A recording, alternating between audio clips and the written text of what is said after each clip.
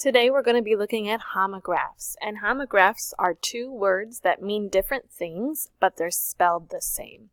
So on each screen you have two pictures along with two sentences. You're going to use those context clues in the sentences to figure out which picture I'm talking about. So let's look at the first sentence. The bat swooped through the cave at night using echolocation. Okay, so is that this kind of bat or that kind of bat?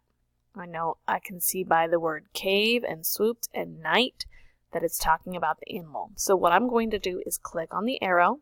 So now it has two blue dots, one at the beginning and one at the end. I want to hover my mouse over the one by the point. So the one on the right. So watch my mouse again. See how it is a mouse right now, an arrow? It's going to turn into a T when I'm hovering. Now if it turns into this T with the arrow on it, that's wrong, because watch what happens if I move it. It just moves the whole arrow, which does not work.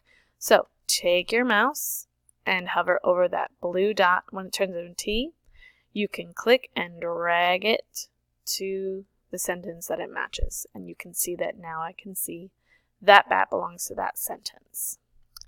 Now, you always want to double check that the remaining picture matches this sentence because sometimes context clues are a little bit difficult to see. So let's read the sentence down here. The crowd cheered as the baseball bat shattered into pieces. Okay, so we're looking for a bat. Is it this kind of bat? Does that match? And yes, it does. So again, watch.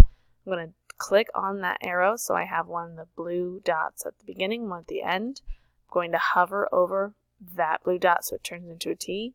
Click and drag it down to the other sentence and let go once you're there.